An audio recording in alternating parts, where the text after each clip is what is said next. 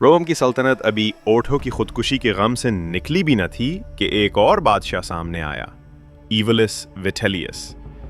ये शख्स कभी एक आम फौजी था, फिर आहिस्ता आहिस्ता तरक्की करते हुए जर्मनी की फौजों का जनरल बना। लेकिन विटेलियस का असल शौक ना जंग था ना सियासत, बल्कि खाना, शराब और अय्याशी थी। कहा जाता है कि वो अपने जवानी के दिन नेरू के दरबार में गुजारता था, जहां से उसे अय्याशी और फजूल खर्ची की आदत पड़ी। नेरू की मौत के बाद जब फौजें बिखर गईं तो जर्मनी की फौज ने विटेलियस को अपना लीडर मान लिया, क्योंकि वो नरम दिल, फराख मिजाज और खिलाने पिलाने वाला जनरल था। लेकिन जब वो बादशाह बना तो रोम के लिए ये मेहमान नवाजी एक आफत बन गई। रोम में दाखिल होते ही विटेलियस ने खजाने के दरवाजे खोल दिए। उसने कहा, जब तक मैं बादशाह हूं कोई रूमी भूखा नहीं रहेगा सिवाय खजाने के। उसके दौर में रोजाना दावतें, शराब नोशी और ऐशो इशरत के जश्न होते। वो एक वक्त में 4-4 खाने खाता और बाज़ मुअर्रिखीन के मुताबिक वो रोजाना 2000 से ज्यादा सुनहरी सिक्के सिर्फ खाने पर खर्च करता था।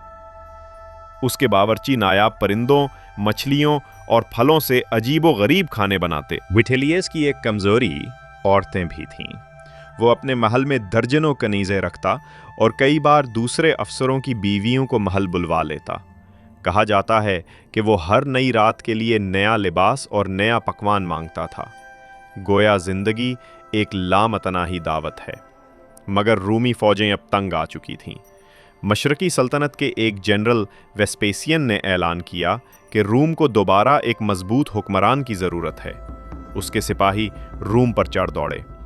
जब विटेलियस को शिकस्त की खबर मिली तो उसने भागने की कोशिश की, मगर अवाम ने उसे महल से घसीट कर निकाला। रूमियों ने उसके लिबास को चाक किया, उसे सीढ़ियों पर पिट पिट कर मार दिया। कहा जाता है कि जब वो जमीन पर गिरा तो उसके हाथ में अब भी खाने का एक टुकड़ा था। गोया भूख उसके साथ कब्र में चली गई। विटेलियस की उम्र तकरीबन 45 साल थी और उसका दौरे हुकूमत सिर्फ 8 महीने। इसके बाद रूम ने एक नए दौर में कदम रखा, जहां इक्तदार, अक्ल और जंग सब एक नई सिमत लेने वाले थे। ये था विटेलियस, रूम का भूखा बादशाह, जिसने तख्त को दावत समझा और सल्तनत को दस्तरखान बना दिया। अब अगले एपिसोड में हम देखेंगे वेस्पेसियन की वापसी, वो जनरल जिसने रूम को बर्बादी से निकालकर एक नए अहद की बुनियाद रखी। देखते रहिए ट्यूबी लाइट क्रॉनिकल्स, जहां हंसी भी है और अक्ल भी।